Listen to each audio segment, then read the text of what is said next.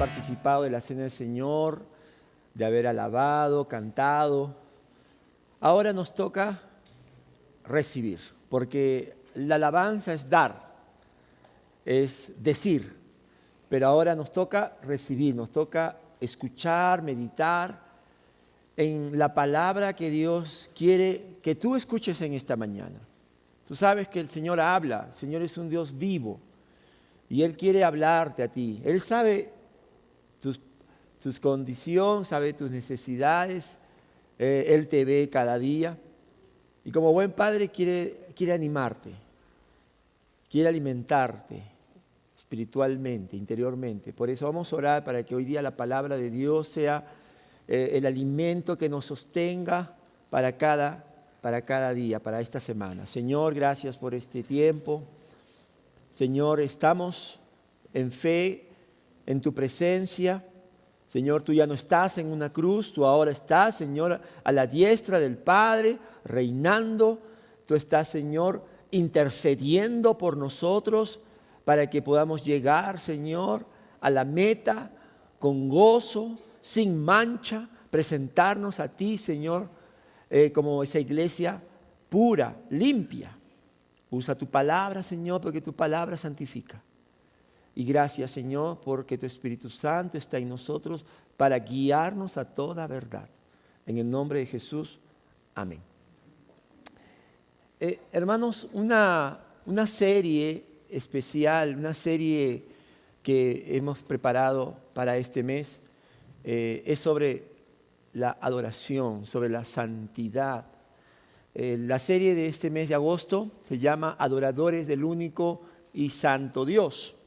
Lo que queremos es que cada vez más nuestra vida pueda ser un fruto de alabanza para el Señor, ¿no? Estamos pidiendo al Señor que esta serie pueda llevarnos a la adoración como el Señor espera, en espíritu y en verdad.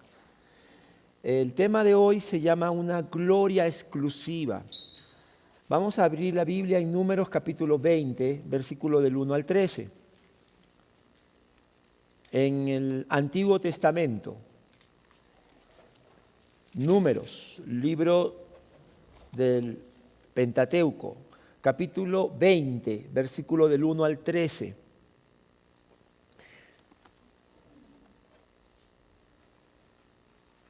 Libro de Números, si alguien no tiene Biblia, quizás desea una Biblia, ¿sí? ¿Puede levantar su mano? ¿Alguien que no tenga Biblia? ¿Sí? Podemos hacerle llegar una para que usted también lo lea directamente la palabra de Dios. ¿Hay alguien? ¿No? Todos han traído su Biblia. Excelente. Muy bien. Números capítulo 20, del 1 al 13. Toda la comunidad israelita llegó al desierto de Sin el mes primero y acampó en Cades. Fue allí donde Miriam murió y fue sepultada. Como hubo una gran escasez de agua, los israelitas se amotinaron contra Moisés y Aarón y le reclamaron a Moisés: ojalá el Señor nos hubiera dejado morir junto con nuestros hermanos. ¿No somos acaso la asamblea del Señor? ¿Para qué nos trajiste a este desierto? ¿A morir con nuestro ganado? ¿Para qué nos sacaste de Egipto y nos metiste en este horrible lugar? Aquí no hay semillas, ni higueras, ni viñas, ni granados, y ni siquiera hay agua. Moisés y Aarón se apartaron de la asamblea y fueron a la entrada de la tienda de reunión, donde se postraron rostro en tierra.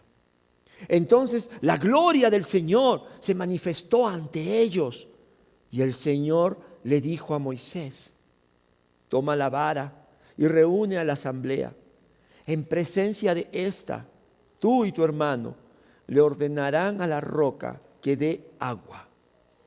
Así harán que de ella brote agua y darán de beber a la asamblea y a su ganado. Tal como el Señor se lo había ordenado, Moisés tomó la vara que estaba ante el Señor. Luego Moisés y Aarón reunieron a la asamblea frente a la roca. Y Moisés dijo: escuchen, rebeldes, ¿acaso tenemos que sacarles agua de esta roca? Dicho esto, levantó la mano y 2 veces golpeó la roca con la vara, y brotó agua en abundancia, de la cual bebieron la asamblea y su ganado. El Señor les dijo a Moisés y a Aarón: por no haber confiado en mí, ni haber reconocido mi santidad en presencia de los israelitas, no serán ustedes los que lleven a esta comunidad a la tierra que les he dado. A estas aguas se les conoce como la fuente de Meribá, porque fue allí donde los israelitas le hicieron reclamaciones al Señor y donde Él manifestó su santidad. Este es uno de los pasajes favoritos de los teólogos, de los exégetas, porque exige mucho conocimiento de la Biblia. No es un pasaje sencillo. Nosotros creo que admiramos a hombres como Moisés, hombres que dejaron todo por un llamado. Creo que nosotros quisiéramos tener al menos un pequeño porcentaje de la fe de estos hombres. Pero sin embargo, así como su fe nos inspira, también sus errores, también sus debilidades nos deben enseñar. El apóstol Pablo dijo que todo el Antiguo Testamento fue escrito para nuestra enseñanza. Lo que vemos aquí en este pasaje de Números 20, del 1 al 3, yo veo tres circunstancias muy parecidas a nuestra realidad. Lo primero que veo, mis hermanos amados, del versículo 2 al 5, una iglesia, es una verdad, una iglesia que no reconoce a Dios y su amor para salvarles, no puede glorificarle. Del versículo 2 al 5, el pasaje nos ubica después de 40 años en el desierto. Moisés ya no es el joven de 80 años, ahora tiene 120 años. La primera generación, esa generación que no le quiso creer a Dios, que dijo: no, Señor, nosotros no queremos ir a ese lugar de Canaán porque son como gigantes, ya murieron. Ahora, en este capítulo que hemos leído, son sus hijos. Son la generación que sigue y que Moisés, por gracia, puede seguirles enseñando y llevarles a la tierra que el Señor había prometido. Pero miren lo que pasa en el versículo 2 al 5. ¿Ustedes ven alabanza? ¿Ustedes ven gratitud? ¿Ustedes ven adoración a Dios? Qué triste, ¿verdad? 40 años que el Señor envió maná, envió las codornices, que esta no es la primera, ya anteriormente el Señor había sacado también agua de la roca, y sin embargo no habían aprendido. No habían reconocido quién es ese Dios que los sacó de Egipto. Dice el pasaje: como hubo gran escasez de agua, los israelitas se amotinaron contra Moisés y Aarón y le reclamaron a Moisés: ojalá el Señor nos hubiera dejado morir junto con nuestros hermanos. Míralo cómo se quejan. Dice: nos hubieras dejado morir con nuestros padres, con nuestros hermanos, con todos ellos, porque tenemos sed. ¿No somos acaso la asamblea del Señor? Claro, ellos sabían que el Señor los había escogido. La asamblea. Asamblea en el hebreo y en el griego es los llamados de adentro afuera. Los llamados hacia afuera. Asamblea es decir iglesia. ¿Para qué nos trajiste a este desierto a morir con nuestro ganado? ¿Para qué nos sacaste de Egipto y nos metiste en este horrible lugar? Aquí no hay semillas, ni higueras, ni viñas, ni granados, ni siquiera hay agua. Mira cómo la ingratitud de esta asamblea, de esta iglesia, esta comunidad, que durante tantos años, 40, habían visto la provisión milagrosa de Dios. Sin embargo, ahora, porque estaban pasando por un tiempo de escasez, no le alababan, no le reconocían. Una iglesia que no reconoce a Dios y lo que Él hizo para salvarle, no le puede alabar, no le puede glorificar.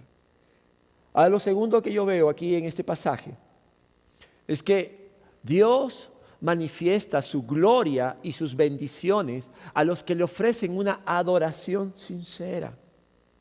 Versículo del 6 al 8. ¿Qué hicieron Moisés y Aarón? Porque el pueblo vino contra ellos. Moisés era el profeta, Aarón era el sacerdote.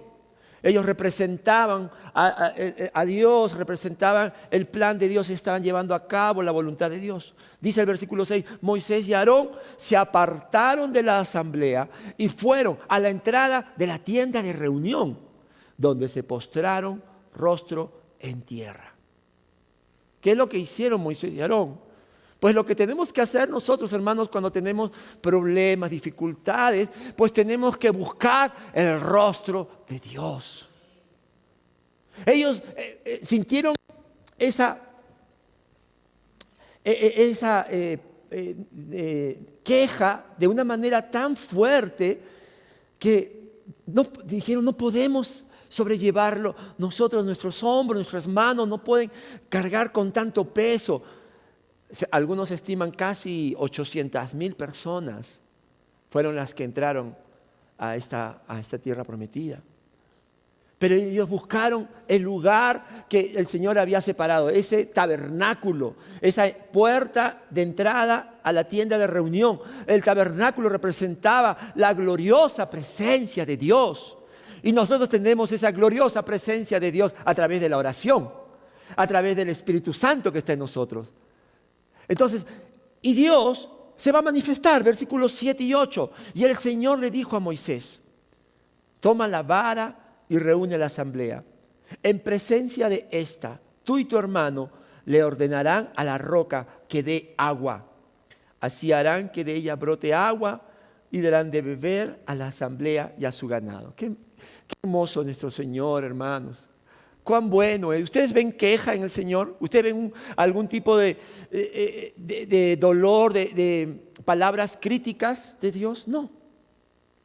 Dios sabe que esa queja no era la correcta, no era la forma. Sin embargo, como hubieron 2 personas de 800,000 que estaban allí clamando, diciendo, Señor, ayúdanos, mira, este es un problema tan grande que no sabemos qué hacer. El Señor manifestó su gloria. Y dijo, no te preocupes. Allá afuera hay 799,998 quejándose, pero ustedes 2 han venido a buscar mi presencia. Así que yo les voy a dar mis más ricas bendiciones. Mira el Señor, mira lo que hace la adoración cuando uno busca realmente a Dios de corazón, con fe. Pero viene lo tercero. Si no hay obediencia a Dios, en todos los aspectos de nuestra vida, ojo, en todos los aspectos, en todo tiempo, en todo momento, en toda circunstancia, entonces no hay adoración, sino hay lo contrario. Lo menospreciamos, lo despreciamos. Porque el pasaje dice que tal como el Señor se lo había ordenado, Moisés tomó la vara que estaba ante el Señor. Eso es lo que le había dicho el Señor. Toma la vara. Luego Moisés y Aarón reunieron a la asamblea frente a la roca. También es lo que le dijo el Señor, reúne a la asamblea frente a la roca. Y Moisés dijo, escuchen rebeldes, ¿acaso tenemos que sacarles agua de esta roca? Dicho esto, levantó la mano y 2 veces golpeó la roca con la vara. Y brotó agua en abundancia, de la cual bebieron la asamblea y su ganado. Yo les pregunto, amados, ¿Moisés hizo exactamente lo que Dios le dijo? No lo hizo. No lo hizo. El Señor le dijo que hablara a la roca y que al hablarle a la roca, Él haría que saliera agua de la roca. Moisés tenía que, número 1, traer la vara. Número 2, reunir a la asamblea frente a la roca. Número 3, hablarle a la roca y el Señor haría el milagro del agua que brotara. Pero Moisés no lo hizo. Le habló al pueblo y le habló con un corazón cargado. Le dijo, rebeldes. Y no dijo que Dios sacaría el agua, sino que Él lo haría. Y además, con la vara golpeó 2 veces la roca, lo cual el Señor no le había dicho. Ahora Dios en su gracia hizo el milagro. Pero por eso el Señor, versículo 12, los llamó a Moisés y Aarón y les dijo: por no haber confiado en mí, ni haber reconocido mi santidad en presencia de los israelitas, no serán ustedes los que lleven a esta comunidad a la tierra que les he dado. Este pasaje, mi hermano, nos habla de la santidad de Dios. Nos habla de la misericordia de Dios, pero también nos habla, atención, de la disciplina de Dios. Este es un pasaje que muestra una disciplina. Moisés y Aarón fueron disciplinados porque ellos, al tener más responsabilidad, por Moisés hablaba cara a cara con Dios, entonces Dios tuvo que también mostrar su santidad al disciplinarles y decirles: ustedes ya no van a entrar a la tierra prometida. Y eso fue para Moisés algo que llevó hasta el último momento de su vida. Mis hermanos, Jesús dijo en Juan 4, versículos 23 y 24, he escogido la versión Reina Valera del 60 porque nos muestra el énfasis de la adoración. Mas la hora viene y ahora es cuando los verdaderos adoradores adorarán al Padre en espíritu y en verdad, porque también el Padre, tales adoradores, busca que le adoren. Dios es espíritu y los que le adoran en espíritu y en verdad es necesario que adoren. Ustedes saben, le hemos dicho que una palabra, un verbo que se repite en un pasaje es sinónimo de la centralidad de ese tema. Jesucristo está hablando de adoración, está hablando con una mujer que fue criada bajo una religión samaritana, tradiciones, y el Señor le está diciendo: tienes que dejar tu religiosidad para que seas una verdadera adoradora. Es lo que el Señor nos está diciendo a cada uno. Tienes que dejar tus tradiciones, tus conceptos, tus prejuicios para que seas una verdadera adoradora. La palabra adorar en el griego en este pasaje es proskuneo. Proskuneo significa postrarse en tierra, reverenciar, adorar, suplicar. Jesús está usando esta palabra para decir que los verdaderos adoradores se postrarán, reverenciarán, suplicarán al Padre en espíritu y en verdad. Tales adoradores, tales proscuneos, el Señor busca que le adoren.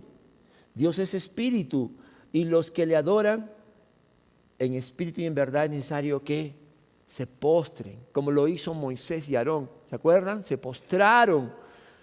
Ahí la palabra es: se postraron en tierra, dijeron: Señor. Esa parte estuvo bien, esa parte estuvo excelente, hermano. Pero lo que sucedió fue que cuando estuvieron frente a su iglesia, a su asamblea, a su familia, no adoraron a Dios. Y eso es algo, hermanos, que tenemos a veces nosotros que darnos cuenta, tenemos que entender. Porque a veces aquí sí derramamos nuestro corazón, acá sí nos postramos, acá sí decimos: Señor, gracias por tu sacrificio, proscuneo, me postro. Luego voy a la asamblea, donde están mis hijos. Luego voy a la asamblea, a mi trabajo. ¿Y qué pasa? Como Moisés: no, esto no puede ser, eso está mal. No le adoro al Señor. No le adoro al Señor. Por lo tanto, no se cumple lo que el Señor dice: no eres un verdadero adorador. Y ahora quiero que veamos, si tienes tu hojita ahí puedes seguir, lo que la Biblia nos habla justamente de quiénes son aquellos adoradores que le glorifican. ¿Quiénes son los que le glorifican a Dios en espíritu y en verdad? Bueno, la primera respuesta que nos da la Biblia es: aquellos que son creados y llamados a glorificarle. En el caso de Israel, ahí en el capítulo 3 de Éxodo, versículo 18, cuando Dios llama a Moisés para esta misión de guiar a su pueblo de la esclavitud a la libertad, entonces el Señor ahí en el capítulo 3 le muestra a Moisés el propósito de sacar a Israel de Egipto, donde eran esclavos, era para que le adoren, era para que le rinda culto, era para que le sirvan. Dice la palabra: los ancianos de Israel te harán caso. Entonces ellos y tú se presentarán ante el rey de Egipto y le dirán: el Señor Dios de los hebreos, ha venido a nuestro encuentro. Déjanos hacer un viaje de 3 días al desierto para ofrecerle sacrificios al Señor nuestro Dios. Este es un ejemplo muy pertinente, porque cuando Dios ya empieza su plan de liberar a su pueblo de Egipto, el pueblo de Israel, Él ya tenía un propósito. Ellos iban a ser libres. Ellos eran esclavos, serían liberados de la esclavitud para que sean ahora adoradores, para que puedan glorificarle al Señor. Y eso también lo dice el profeta Isaías en el capítulo 43, versículo 7, hablando ya de todos los creyentes. Trae a todo el que sea llamado por mi nombre, al que yo he creado para mi gloria, al que yo hice y formé. ¿Quiénes son aquellos que glorifican a Dios? Son aquellos que por obra del Espíritu Santo nos damos cuenta que hemos sido creados por Dios.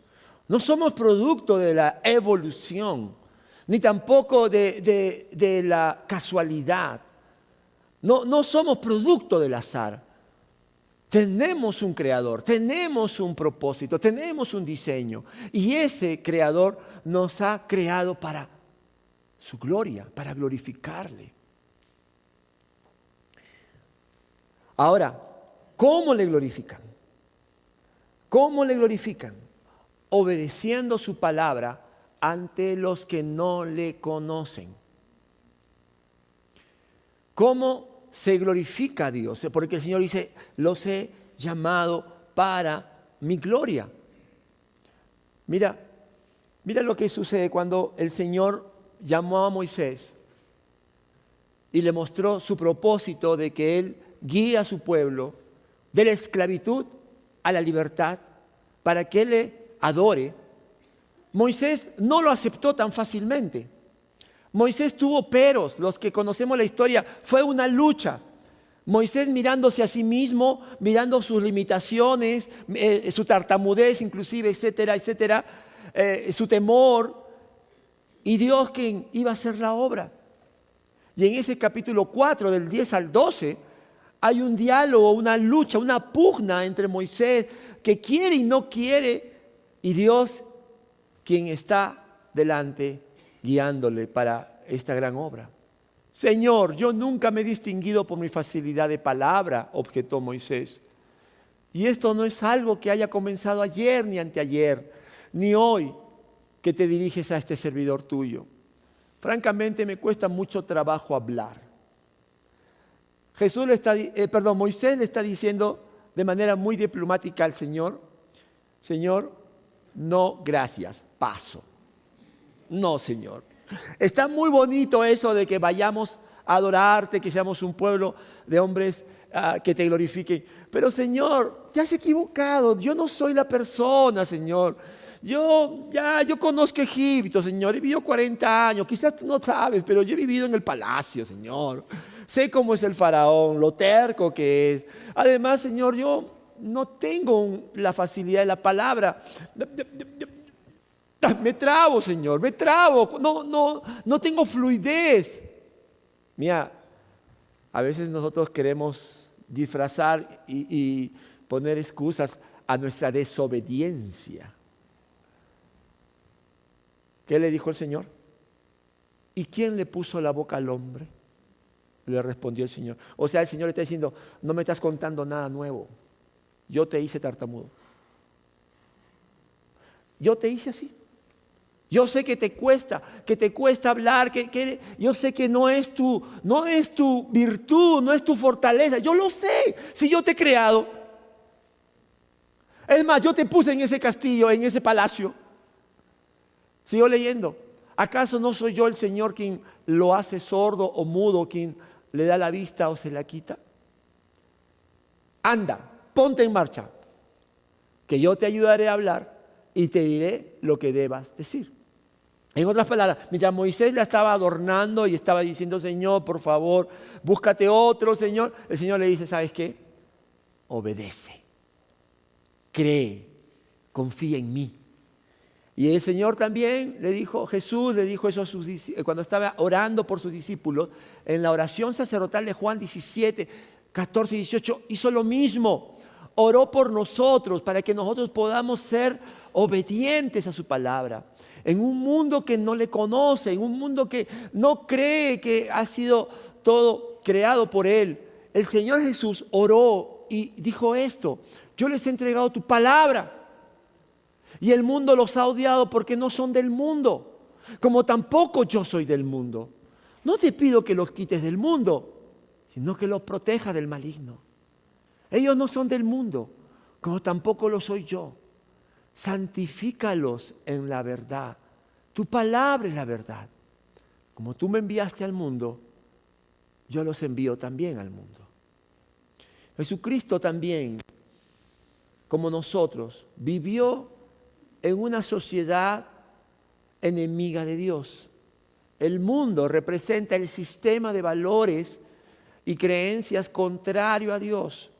El mundo nos dice que podemos tener libertad para todo, que nadie puede decidir por tu cuerpo, que tú puedes hacer lo que quieras con tu cuerpo. Dios dice que el cuerpo es el templo del Espíritu Santo, que tú tienes que administrar tu cuerpo, que tú tienes que cuidar y glorificarle en tu cuerpo.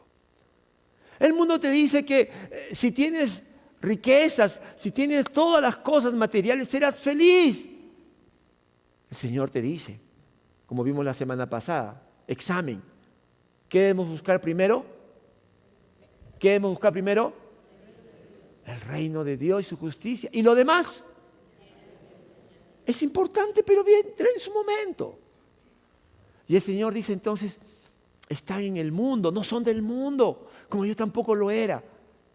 Pero por eso, Señor dice, oh Padre, santifícalos. Santifícalos en tu verdad. Hazlos obedientes. Hazlos cada vez más parecidos a mí. Tu palabra es la que santifica, porque tu palabra es la verdad. Para que nosotros podamos ser obedientes necesitamos conocer la palabra, obedecerla en fe. Y lo tercero que veo es que ¿qué le sucede a los que no le glorifican? Pues sufrirán la disciplina de Dios. Lo hemos visto en el pasaje. Cuando el Señor vio que Moisés no estaba cumpliendo exactamente con las palabras que Él le había dado. Él había dicho que llamara a la asamblea y que hablara a la roca. Entonces el Señor lo disciplinó. Luego Moisés y Aarón reunieron a la asamblea frente a la roca y Moisés dijo, escuchen, rebeldes. Eso no le había dicho el Señor que haga. ¿Acaso tenemos que sacarle agua de esta roca? Dicho esto, levantó la mano y 2 veces golpeó la roca con la vara y brotó agua en abundancia, de la cual vivieron la asamblea y su ganado. El Señor le dijo a Moisés y a Aarón, por no haber confiado en mí, de haber reconocido mi santidad en presencia de los israelitas, no serán ustedes los que lleven a esta comunidad a la tierra que les he dado. El pragmatismo es enemigo de la fe. El pragmatismo es hacer las cosas para que funcionen. La fe nos dice que hay una sola manera de hacerla, que es la obediencia a la palabra de Dios.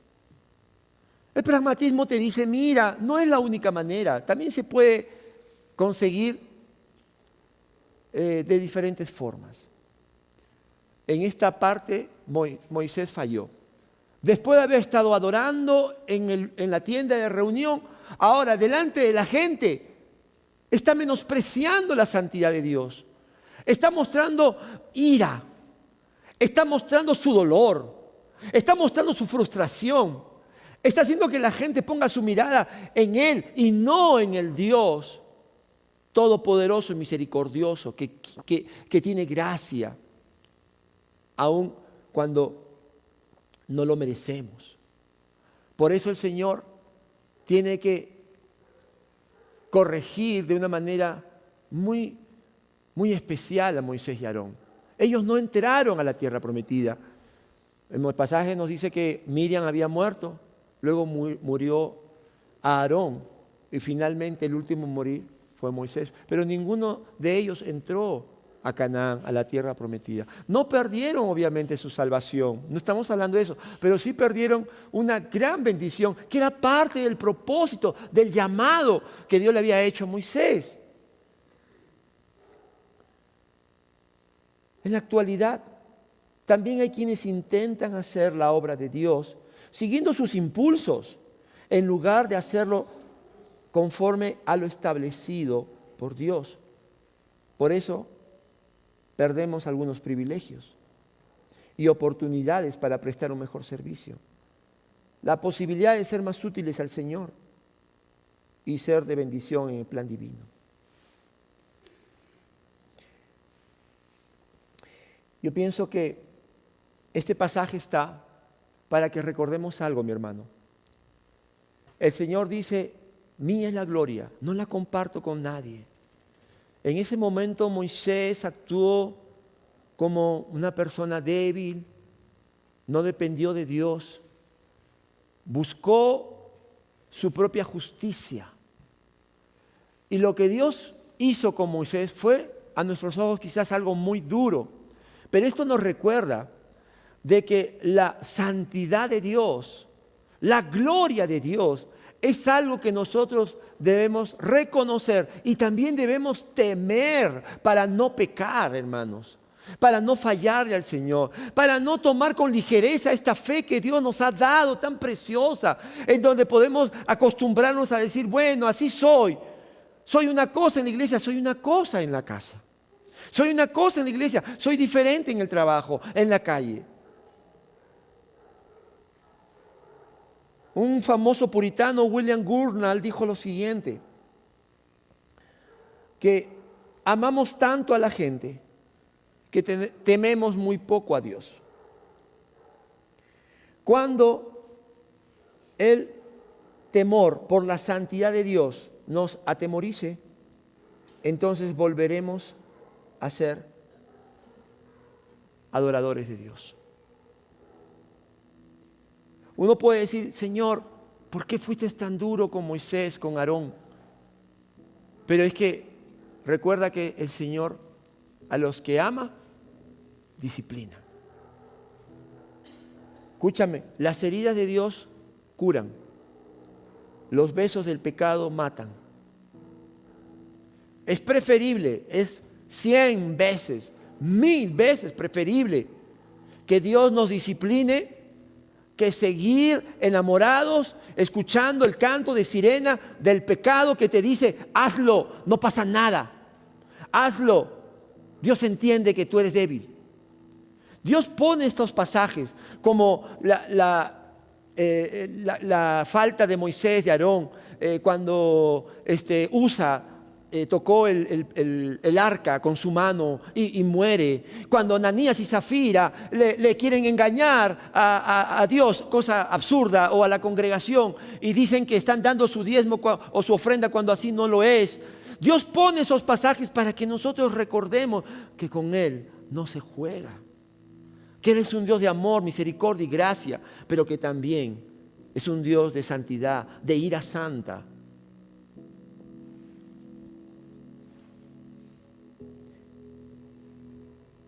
Lo que sucedió aquí es que Moisés sacó de su corazón esa ira, esa frustración. Cuando nosotros pecamos, tenemos que reconocer que no es un accidente. Hay cosas guardadas en nuestro corazón. Hay cosas ocultas que todavía no queremos rendir al Señor. ¿Se acuerda qué cosa es adorar? Postrarnos, rendirnos. Pero si hay cosas guardadas en tu corazón, si tienes secretos, si tienes pecado oculto, si tienes un mal carácter, si eres ladrón, mentiroso, impuro, no puedes postrarte ante el Señor. Tienes que sacarle, tienes que entregarle eso al Señor.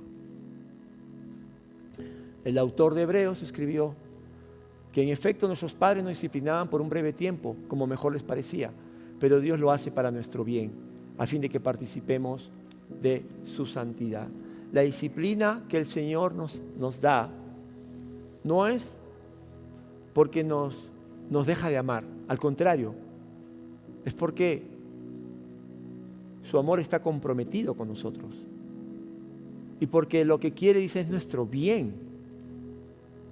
Y para que participemos de su santidad significa para que tengamos comunión con Él, porque Él es santo y nosotros no podemos tener comunión si no tenemos también santidad.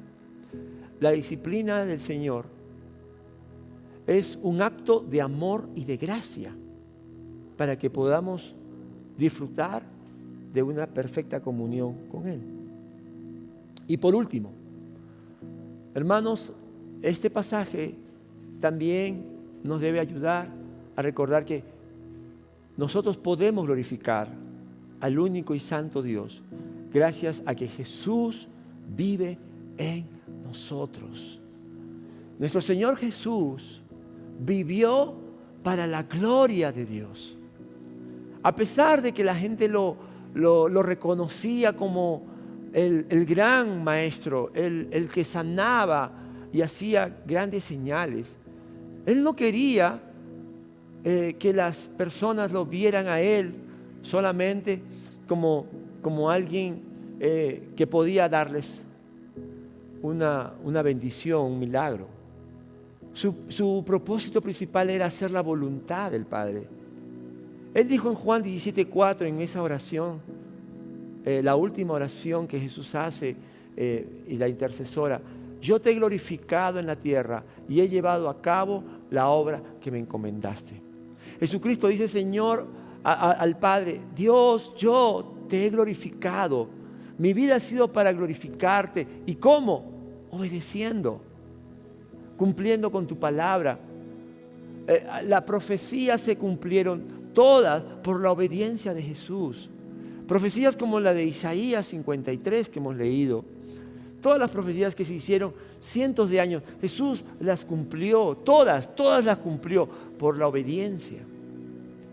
Así también, cuando Jesús habló de nosotros, de sus discípulos de ese tiempo y los que después vendríamos, Él dijo: mi Padre es glorificado cuando ustedes dan mucho fruto y muestran así que son mis discípulos.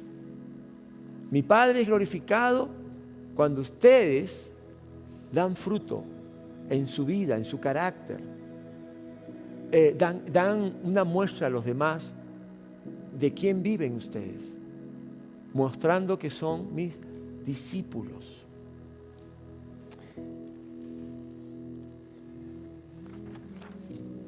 Hermanos, para terminar, lo que hacemos en la iglesia no es más que la punta del iceberg de la verdadera adoración. La pequeña parte que más se ve. Pero si debajo de esa adoración que tú le rindes aquí no hay nada de obediencia, no somos verdaderos adoradores. En cierto sentido, perdónenme la manera muy directa, en cierto sentido, si tu adoración es solamente cantar aquí en la iglesia y no obedecer fuera de ella, tu adoración no vale nada. ¿Cuántos pueden decir amén? Es así. Y no nos engañemos. No podemos decir, yo soy un hijo de Dios, yo le glorifico a Dios. No, ¿por qué? ¿Porque cantas? Me llamó la atención lo que me dijo una persona esta semana. Me dijo: pastor, ¿usted sabía que en el Nuevo Testamento la iglesia no cantaba? Y me dejó pensando. Dije, oye, interesante, déjame ver eso. Me puse a ver en la semana y sí encontré una parte. Dije, voy a hablar con él después, porque él decía, en el Nuevo Testamento No es como en el Antiguo. En el Antiguo los israelitas cantaban a cada rato, tenían un libro especial como el Salmo para cantar. Pero me decía, pastor, en el Nuevo Testamento no hay canciones. Pero bueno, sí hay una mención. ¿Se acuerda usted cuando Pablo y Silas estaban en Filipos en la cárcel? ¿Y qué hicieron? Cuando estaban ahí todos golpeados, cantaron, alabaron al Señor. El Señor también cantó. Dice, después de cantar en la cena pascual, cantó el himno, salió al Getsemaní. 2 menciones. Así que voy a hablar con el hermano ahí. Pero, ¿por qué me llamó la atención esto? Yo veo algo, hermanos, que esto ya es un poco lo que quiero compartir con la iglesia. Hay iglesias que dicen, ¿cuánto dura el culto? 2 horas. ¿Cuánto tiempo se canta? 1 hora y media. A veces pensamos que la adoración es cantar. Pero hoy has escuchado, Moisés estaba en el lugar santísimo, estaba en esa tienda de reunión, pero cuando estuvo con su asamblea, no obedeció. Por lo tanto, el Señor le dijo, no me has glorificado, no has respetado mi santidad. Y Dios lo disciplinó. Por eso te digo, en amor y en gracia, porque soy el primero que tengo que pensar, ¿soy un verdadero adorador 24/7? ¿Me entiende usted cuando le digo 24/7? O sea, no los 20 minutos, la media hora o la hora que pueda durar, sino en todo momento y en todo lugar. ¿Eres un verdadero adorador cuando estás allí en tu trabajo? ¿Cumples la palabra del Señor? ¿Cumplo yo la palabra del Señor? Soy honesto, soy íntegro, digo la verdad, llego puntual. No le echo la culpa al tráfico. Ya no te va a ligar eso. El tráfico, ya sabemos que hay tráfico. Y si llegas tarde, no le eches la culpa al tráfico. Mejor es decir, como a veces he tenido que llegar yo, decir, perdónenme, se me hizo tarde. ¿No es mejor? No el tráfico. O le echas la culpa a los hijos. ¿Qué culpa tienen los hijos, la esposa? No, di mejor, llegaste tarde. ¿Eres un verdadero adorador en casa? Hoy es domingo, has celebrado la cena del Señor. Debería ser un día donde tu hijo, tu hija, vea que cada vez más te pareces más a Cristo. Eres un verdadero adorador cuando estás en tu tiempo de ocio, de relajo. Todos necesitamos también nuestro descanso. Pero cuando, por ejemplo, tu pareja está durmiendo, ¿qué estás viendo? ¿Qué estás viendo? ¿Con qué te entretienes? Jóvenes, eres un verdadero adorador cuando nadie te ve y estás en tu smartphone, chateando. ¿Qué estás viendo? ¿Qué estás hablando? Hermanos, la adoración en la iglesia no vale nada sin la adoración de nuestras vidas. Vamos a orar.